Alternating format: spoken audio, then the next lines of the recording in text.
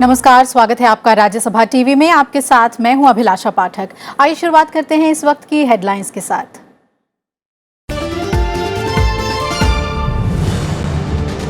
राष्ट्रपति के अभिभाषण पर धन्यवाद प्रस्ताव राज्यसभा में ध्वनिमत से पारित। प्रधानमंत्री नरेंद्र मोदी ने चर्चा के जवाब में एक देश एक चुनाव को बताया समय की मांग। कहा, मॉब लिंचिंग पर राजनीति नहीं, हिंसा रोकने में करें सहयोग। बिहार में दिमागी बुखार से हुई मौतों को बताया सरकारों की सबसे बड़ी विफलताओं में से एक। –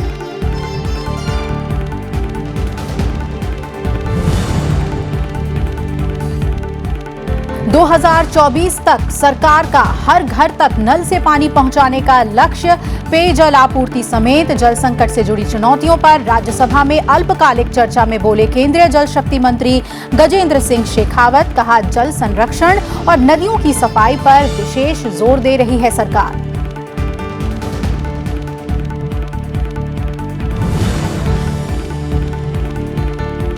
लोकसभा से विशेष आर्थिक जोन संशोधन विधेयक 2019 पारित। केंद्रीय वाणिज्य और उद्योग मंत्री पीयूष गोयल की ओर से पेश किए गए बिल में विशेष आर्थिक जोन अधिनियम 2005 का संशोधन करने का प्रस्ताव। न्यासों को विशेष आर्थिक क्षेत्र में इकाई लगाने की इजाजत देने का प्रावधान।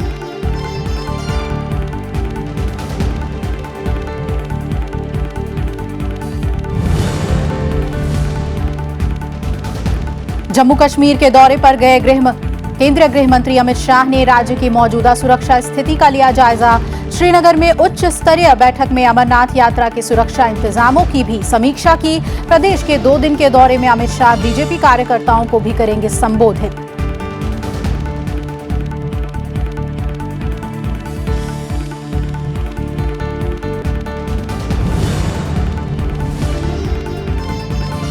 और भारत राष्ट्र हित में ही लेगा कोई भी फैसला। अमेरिकी विदेश मंत्री माइक पॉम्पियो से द्विपक्षीय बातचीत में विदेश मंत्री एस जयशंकर का 2 टूक जवाब। अमेरिकी विदेश मंत्री ने कहा, नई ऊंचाइयां छू रहे हैं भारत अमेरिकी संबंध। वार्ता से पहले माइक पॉम्पियो ने प्रधानमंत्री नरेंद्र मोदी से की मुलाकात।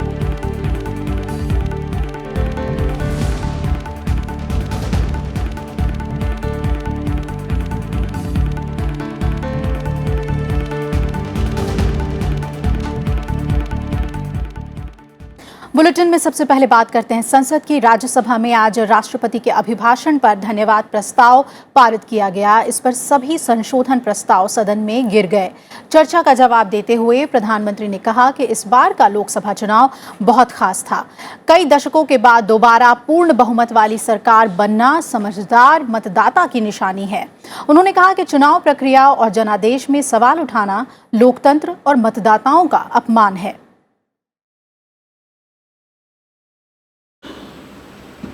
कई दशकों के बाद दोबारा एक पूर्ण बहुमत वाली सरकार बनना भारत के मतदाताओं के मन में राजनीतिक स्थिरता का महात्म्य क्या है, एक परिपक्व मतदाता की इसमें सुगंध महसूस होती है। चुनाव अपने आप में लोकतांत्रिक विश्व के लिए बहुत बड़ी अहमियत रखता है, उसके ग्लोबल वैल्यू होती है। उस समय अपनी सोच की मर्यादाओं के कारण, विचारों में पनपी हुई विकृति के कारण इतने बड़े जनादेश को हम ये कह दें कि आप तो चुनाव जीत गए, लेकिन देश चुनाव हार गया। मैं समझता हूं कि इससे बड़ा भारत के लोकतंत्र का अपमान नहीं हो सकता, इससे बड़ा जनता जनार्दन का अपमान नहीं हो सकता। जिनके अहंकार को चोट पहुंची है वो देश के मतदाताओं का अभिवादन नहीं कर पाते होंगे, लेकिन मैं सर झुका करके भारत के कोटि कोटि मतदाताओं का अभिवादन करता हूं, अभिनंदन करता हूं, उनका धन्यवाद करता हूं। प्रधानमंत्री ने चुनाव सुधारों को सतत प्रक्रिया करार दिया। उन्होंने कहा कि एक देश एक चुनाव समय की मांग है। चुनाव के रिफॉर्म्स की भी काफी बातें हुई हैं। हम 52 से लेकर के आज तक लगातार चुनाव में रिफॉर्म होते ही रहे और होते रहने चाहिए। और मैं मानता हूं इसकी चर्चा भी लगातार होती रहनी चाहिए, उसके अंदर खुले मन से चर्चा होनी चाहिए, बंधे मन से होने की कोई जरूरत नहीं है। लेकिन आउटराइट ये कह देना कि एक देश एक चुनाव के हम पक्ष में नहीं है, अरे चर्चा तो करो भाई। इलेक्शन के रिफॉर्म्स अनिवार्य है, कर होने रहने चाहिए, लेकिन हम ये मान के चले। अच्छा, हमारे देश में पहले एक देश एक चुनाव होता था जी, ये 92 में गड़बड़ होने के बाद डिरेल हुआ है, और उसका सबसे अधिक बेनिफिट आप लोगों को मिला है। और आप आज उस विरोध, कुछ लोग ऐसे तर्क देते हैं जिस तर्क में कोई दम नहीं। कहते हैं मतदाता ये कैसे निर्णय करेगा। अभी उड़ीसा सबसे बड़ा उदाहरण है, लोकसभा के लिए एक मतदान किया, विधानसभा के लिए दूसरा मतदान किया। इसका मतलब हमारे मतदाताओं को एक ही समय विवेक बुद्धि का पूरा है। जहां जहां लोकसभा और विधानसभा के चुनाव साथ हुए हैं, उस सब जगह पर प्रादेशिक पक्ष जीते हैं। देख लीजिए इतिहास पूरा। प्रधानमंत्री ने विपक्ष पर निशाना साधते हुए कहा कि वो न्यू इंडिया का विरोध देखकर हैरान हैं। उन्होंने देश के लोगों को निराशा में नहीं धकेलने की अपील की।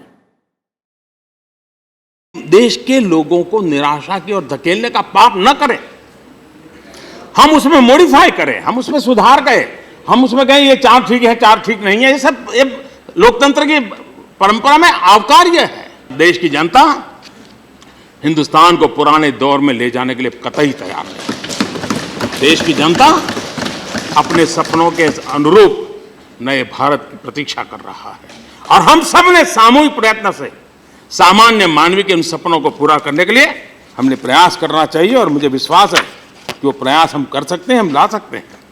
हमने जो एक नए सिरे से वातावरण बनाने की कोशिश की है, सरकारीकरण से बाहर निकल करके हमने सरलीकरण को बल दिया है, और यही है हमने देखा है आजादी के इतने सालों के बाद आजाद भारत का जो सपना था, उन सपनों को रुकावटें क्या बनी? अभाव, प्रभाव और दबाव। सरकार ने ऐसी व्यवस्थाएं की, या तो कुछ लोगों को अभाव में जीना पड़ा, कुछ लोग प्रभाव के कारण हड़प करते गए, और कुछ लोग दबाव के कारण कुछ रास्ते पर जाने के लिए मजबूर हो गए। वहीं राज्यसभा में आज देश में पेयजल की आपूर्ति सहित जल संकट के संबंध पर अल्पकालिक चर्चा हुई। चर्चा का जवाब देते हुए केंद्रीय जल शक्ति मंत्री गजेंद्र सिंह शेखावत ने कहा कि 2024 तक हर घर तक नल से पानी पहुंचाने का लक्ष्य रखा गया है। साथ ही सरकार जल संरक्षण और नदियों की सफाई पर विशेष जोर दे रही है, इसलिए अलग से जल शक्ति मंत्रालय का गठन किया गया है। पेयजल सबसे ज्यादा चिंता का विषय है, लेकिन देश में जो कुल जल का उपभोग होता है उसका केवल 5% हिस्सा ही केवल पेयजल के रूप में काम लिया जाता है, और लगभग 15% हिस्सा जो है वो इंडस्ट्रियल वाटर के रूप में यूज होता है। बाकी शेष बचा हुआ हिस्सा जो पानी का हम उपभोग करते हैं वर्ष भर में, वो 80% हिस्सा कृषि के क्षेत्र में उपयोग होता है। देश में जिस तरह से फसलों के लिए जो पानी का उपभोग होता है, वो निश्चित रूप से हम सब के लिए चिंता का विषय होना चाहिए। सारे ड्रिंकिंग वाटर से लेकर के जल से रिलेटेड सारे विषय एक ही छत के नीचे, एक ही साथ में, हॉलिस्टिक मैनर में, इंटीग्रेटेड मैनर में एक साथ में जो है उसका चिंतन किया जाए, प्रबंधन किया जाए। और इससे पहले चर्चा में हिस्सा लेते हुए विभिन्न दलों के 25 सांसदों ने देश के कई हिस्सों में जल संकट पर चिंता जताई। सांसदों ने देश में पेयजल की कमी, गिरते भूजल स्तर, नदियों के संरक्षण समेत कई मुद्दों पर अपनी बात रखी। विनम्रता पूर्वक अनुरोध करूंगा कि दिल्ली के अंदर जल के संकट को खत्म करने के लिए वर्षा के पानी को जल संचयन करने का जो प्रोजेक्ट, जो योजना अरविंद केजरीवाल जी ने बनाई है, दिल्ली के मुख्यमंत्री ने दिल्ली के जल संकट को दूर करने के लिए, पानी के पीने के पानी के संकट को दूर करने के लिए बनाई है, उसमें हमारी मदद करें।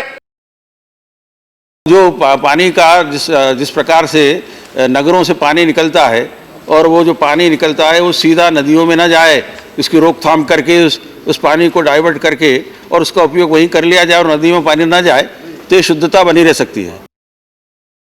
Let us start immediately from tomorrow what is to be done. And I shall request the Honorable Minister, Mr. Shekhawat, please come out with your statement. What is the agenda of the government to address this serious problem of water crisis the people of India is facing nowadays? नगरों में लगभग हर घर में एक छोटा सा boring लगा हुआ है जो पानी खींचते हैं।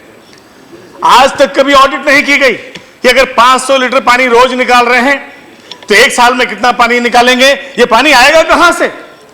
पॉलिसी बनाई गई थी कि हर घर के ऊपर वाटर रिचार्जिंग सिस्टम्स बनाया जाएगा, लेकिन एक्सपर्ट्स नहीं है। वो रिचार्जिंग पिट्स कैसे बनाए जाने हैं, नगर पालिकाओं की प्राथमिकताएं नहीं है। ये बड़े बड़े घरों में जो वाटर प्रूफ जो पीने के लिए आरओ वगैरह हम लगाते हैं तो 1 लीटर पानी कहीं हमें मिलता है और 4 लीटर बर्बाद होता है। इसे हम कैसे बचा सकें? लोकसभा में विशेष आर्थिक जोन संशोधन विधेयक 2019 पारित कर दिया गया।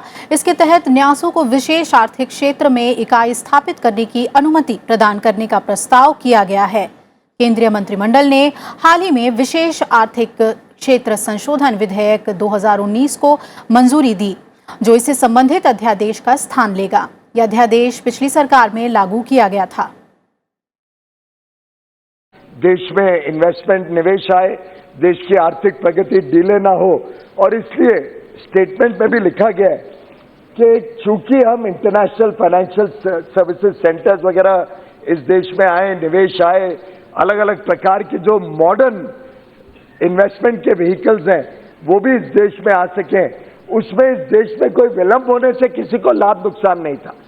जैसे ही ध्यान में आया और सेबी ने एक नोटिफिकेशन निकाला जिसके तहत ऑल्टरनेट इन्वेस्टमेंट फंड्स को अलाउ किया कि वो भी इन्वेस्ट कर सके, तो सरकार को लगा कि ये अच्छा रहेगा कि देश में ऑल्टरनेट इन्वेस्टमेंट फंड्स के माध्यम से स्पेशल इकोनॉमिक जोन्स यानी जो फाइनेंस के क्षेत्र में इंटरनेशनल फाइनेंशियल सर्विसेज सेंटर के रूप में काम करती हैं, उसमें भी ये अलाउ किया जाए। ACZ was first installed more than 6 decades ago. That is no 2005 it has been come into existence by the act. Don't try to belittle the concept of ACZ. Our question is Mr. Piyush Goyal ji, why the ACZ has been a success story in China, whereby we have been failed to achieve the desired result. माननीय सदस्य, ACZ has become an engine of manufacturing in China. और आइए अब आपको दिखाते हैं budget से जुड़ी हमारी खास कवरेज।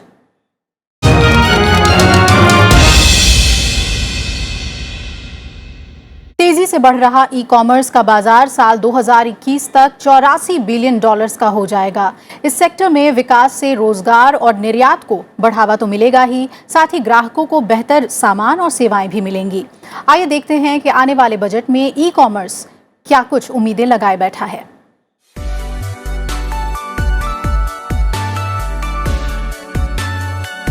भारतीय ई कॉमर्स का बाजार दिन प्रतिदिन तेजी से विकास के रास्ते पर बढ़ रहा है। अगर भारतीय ई कॉमर्स बाजार के विकास की तेजी कायम रहती है तो साल 2034 तक ये अमेरिका को भी पीछे छोड़कर दुनिया का दूसरा सबसे बड़ा बाजार बन जाएगा। इस अप्रत्याशित विकास के पीछे कारण है इंटरनेट और स्मार्टफोन का दूर दराज के इलाकों तक पहुंचना। साल 2017 में भारतीय ई कॉमर्स के बाजार में 21 नए निजी और वेंचर कैपिटलिस्ट आए जिन्होंने $2.1 बिलियन का निवेश किया, जबकि 2018 में $1,120 मिलियन के 40 नए समझौते हुए। इस सेक्टर ने कम समय में ही काफी विकास किया है। अब इसकी मांग है कि तेज विकास दर को बनाए रखने के लिए बजट में इसके मुताबिक टैक्स नीतियों का ऐलान किया जाए। What is the biggest asset of an e-commerce company or e-commerce companies? It's the employees, people. Now, how do you get good talent, and retain them. And for that, what we use is ESOPs. Now, ESOPs have a major flaw that they get taxed, employees get taxed when it's vested with them. But it should be taxed when they sell it, when they get the money, when the transaction takes place. So that is something that needs to be addressed. 2014 में मोदी सरकार के आने के बाद से digital India, make in India, startup India, skill India और innovation fund जैसी योजनाओं की घोषणा की गई। ई कॉमर्स सेक्टर चाहता है कि सरकार डिजिटलाइजेशन और डिजिटल लेन देन को और प्रोत्साहन दे। E-commerce, any company that start, we have losses initially a few years. You got to carry forward them and take advantage. But so they need to look at it whether this carry forward losses are there and shareholding pattern has changed because of capital infusion or tax planning. So they need to look at this and try and fix that. फरवरी 2019 में सरकार ने राष्ट्रीय e commerce नीति का मसौदा पेश किया। E commerce में सीधे विदेशी निवेश के लिए भी सरकार ने ऐसी नीति अपनाई है जिससे सभी को समान अवसर मिल सके। लेकिन इस सेक्टर का विकास भी तभी सुनिश्चित किया जा सकता है जब देश की आर्थिक स्थिति मजबूत हो और ग्राहक के हाथ में पैसा हो। कृति मिश्रा, राज्यसभा टीवी। और आइए जानते हैं आगामी बजट को लेकर अर्थव्यवस्था के विभिन्न क्षेत्रों से जुड़े लोगों की क्या उम्मीदें हैं। गाड़ियाँ अगर महंगी होती हैं तो ऑब्वियसली है कि सेल्स पे इफेक्ट पड़ेगा और सेल्स पे इफेक्ट पड़ेगा, कस्टमर भी फिर हमारे पास कम यहाँ पे विजिट होगा। यही रहेगा कि जो ऑटोमोबाइल इंडस्ट्री जितने भी मैन्युफैक्चरर हैं उन पे थोड़ा सा फोकस किया जाए, जो कॉस्टिंग उनको कार को लेके आती है, क्योंकि मैन्युफैक्चरर से ही हम हैं। अगर मैन्युफैक्चरर को कार की कॉस्टिंग अधिक ज़्यादा लगेगी तो हम भी सर्वाइव नहीं कर पाएंगे मार्केट के अंदर। ट्रेड है एक तो ऑर्गेनाइज करना चाहिए, दूसरा सर्कल रेट बहुत ज़्यादा नहीं बढ़ने चाहिए और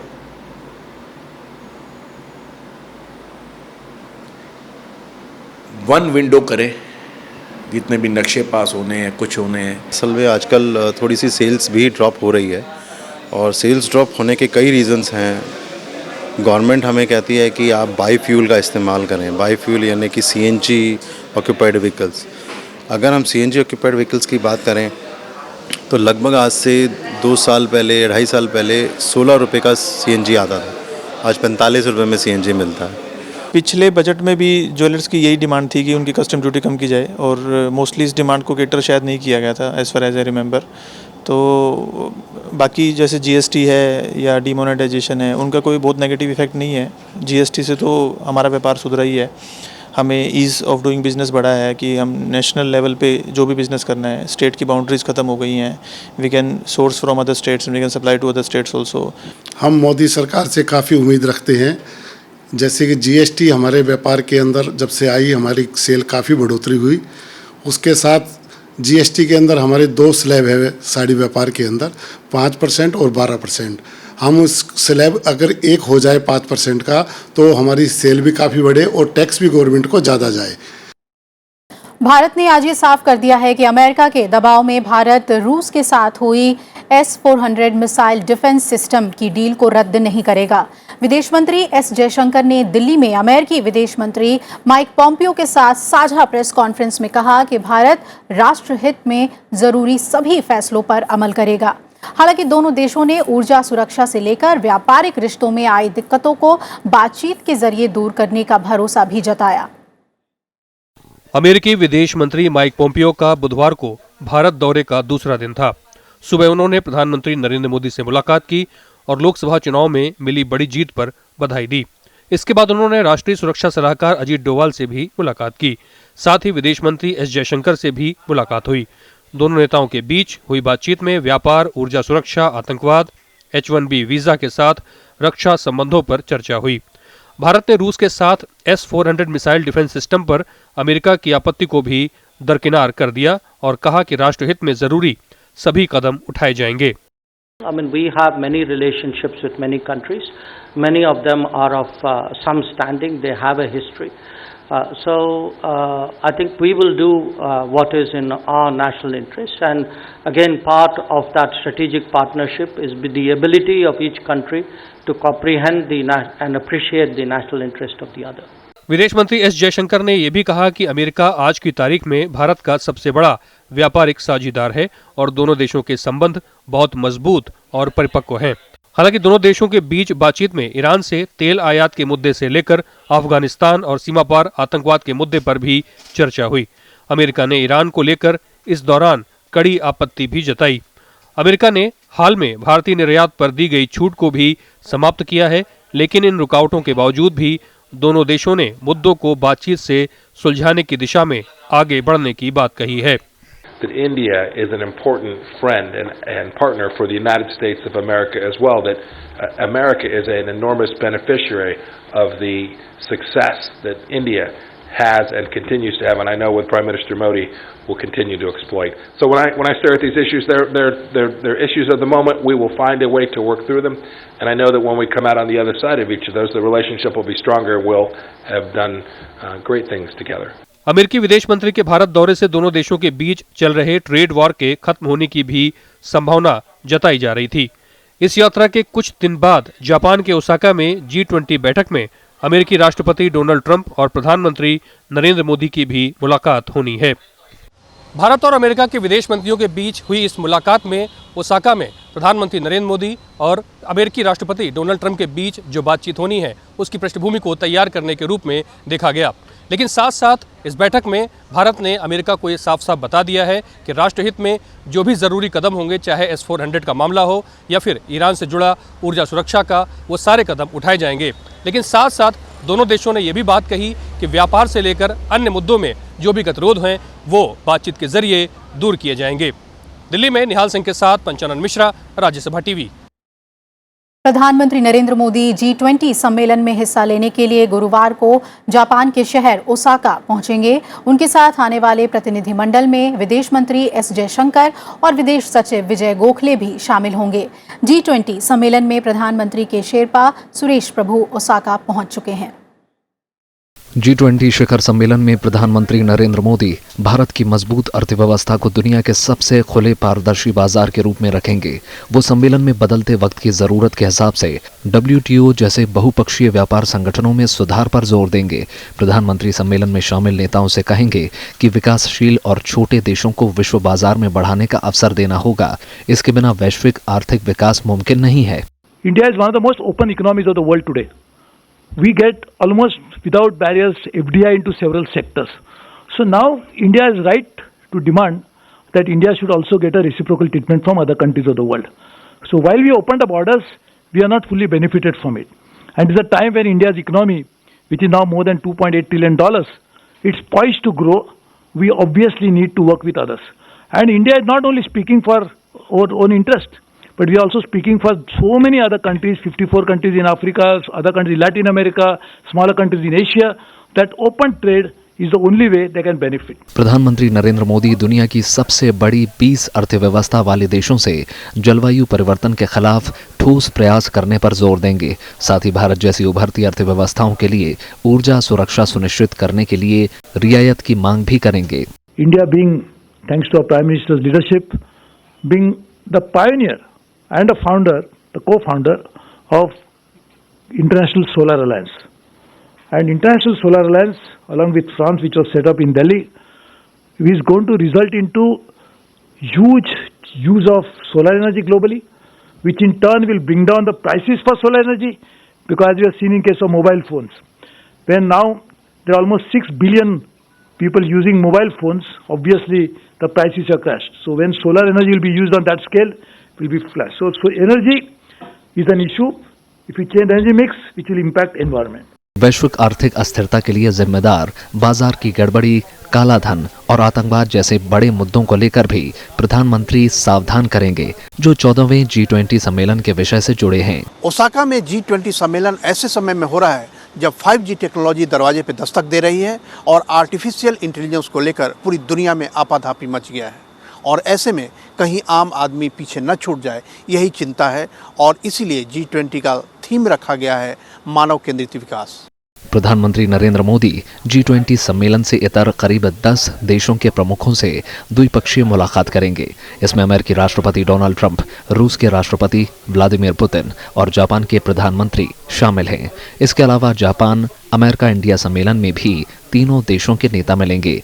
इस बार G20 जापान के प्रधानमंत्री शिंजो आबे की अध्यक्षता में 28 और 29 जून को ओसाका में होगा, जिसके आखिर में एक घोषणा पत्र जारी होने की उम्मीद है। G20 सम्मेलन के वक्त कई ऐसी मुलाकातें होंगी जो आगे आने वाली दुनिया का भविष्य तय होगी। प्रधानमंत्री नरेंद्र मोदी ब्रिक्स की बैठक में भी भाग लेंगे और उसके बाद फ्रांस में होने वाले G7 समिट में भी उन्हें हिस्सा लेना है, जो अगस्त में होगा। मतलब यह कि जिस तरीके से दुनिया तेजी से बदल रही है, वैसे में बहुआयामी प्रयास भी चल रहे हैं ताकि दुनिया की आर्थिक स्थिति को और दुनिया में रोजगार और शांति को स्थापित किया जाए। राज्यसभा टेलीविजन के लिए कैमरा पर्सन प्रशांतो कर्माकर के साथ जापान के ओसाका से मैं अखिलेश सुमन। और इधर केंद्रीय गृह मंत्री अमित शाह आज 2 दिन की जम्मू और कश्मीर यात्रा पर श्रीनगर पहुंचे। उन्होंने राज्यपाल सत्यपाल मलिक और सुरक्षा अधिकारियों के साथ एक उच्च स्तरीय बैठक की। गृह मंत्री ने सेना और अन्य सुरक्षा एजेंसियों और प्रशासन के साथ उच्च स्तरीय बैठक कर राज्य की सुरक्षा व्यवस्था का जायजा लिया। साथ ही अमरनाथ यात्रा की सुरक्षा के बारे में भी उन्होंने चर्चा की। और इससे पहले गृह मंत्री अमित शाह ने पहले दिन श्रीनगर में राज्यपाल सत्यपाल मलिक की अगुवाई में बुलाई गई उच्च अधिकारियों की बैठक में प्रदेश में चल रहे विकास कार्यों की समीक्षा की। केंद्रीय गृह मंत्री का कार्यभार ग्रहण करने के बाद अमित शाह का ये पहला जम्मू कश्मीर दौरा है। नीति आयोग के सीईओ अमिताभ कांत का कार्यकाल अगले 2 साल के लिए बढ़ा दिया गया है। कैबिनेट की नियुक्ति कमेटी ने अमिताभ कांत के कार्यकाल को अगले 2 सालों के लिए बढ़ाने को अपनी मंजूरी दे दी है। अमिताभ कांत 30 जून को रिटायर होने वाले थे, लेकिन सेवा विस्तार के बाद अब वो 30 जून 2021 तक अपने पद पर बने रहेंगे। रिजर्व बैंक ने कहा है कि देश के भुगतान से संबंधित सभी आंकड़े केवल भारत में ही रखने होंगे और भुगतान की प्रक्रिया में विदेशों में सृजित होने वाले भारतीयों के भुगतान से संबंधित डेटा भी 24 घंटे के भीतर भारत वापस लाना होगा। केंद्रीय बैंक ने भुगतान प्रणाली परिचालकों यानी PSO की तरफ से क्रियान्वयन से जुड़े मुद्दों पर बार-बार उठने वाले सवालों के संदर्भ में तय स्पष्टीकरण में कहा कि धन के भुगतान का पूरा आंकड़ा केवल भारत में ही रखा जाएगा। अगले 48 घंटे में पूर्वी और उत्तरी राज्यों में झमाझम बारिश का पूर्वानुमान है। मौसम विभाग का कहना है कि 30 जून तक देश के लगभग सभी प्रमुख राज्यों में मानसून दस्तक देगा। मौसम विभाग का कहना है कि उत्तर भारत में पिछली बार की तरह ही बारिश होने के आसार हैं। हालांकि उत्तर पश्चिमी भारत में कई इलाकों में सूखा पड़ने की भी संभावना हो सकती है।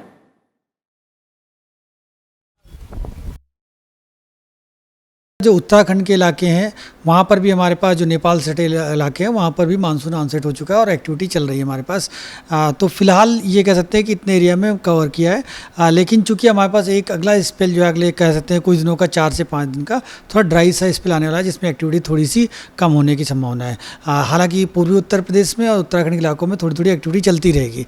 अगला जो हमारे पास स्पेल आएगा वो लगभग 30 तारीख से ईस्ट यूपी में आएगा और 1 और 2 तारीख में जो कि वेस्ट यूपी, उत्तराखंड और हिमाचल प्रदेश के तमाम इलाकों में आने की संभावना है। उपराष्ट्रपति और राज्यसभा के सभापति वेंकैया नायडू ने आज केंद्रीय पर्यावरण मंत्री प्रकाश जावड़ेकर को अपने चैम्बर में बुलाया। सभापति ने उन्हें सुझाव दिया कि पर्यावरण मंत्रालय को पोलावरम बहुउद्देशीय परियोजना पर अन्य 2 साल के लिए स्टॉप वर्क ऑर्डर का पालन करने पर विचार करना चाहिए।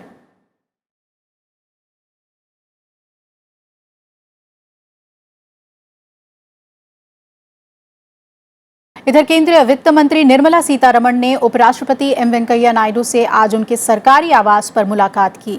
नई सरकार में वित्त मंत्री का पदभार संभालने के बाद उनकी ये पहली औपचारिक मुलाकात थी।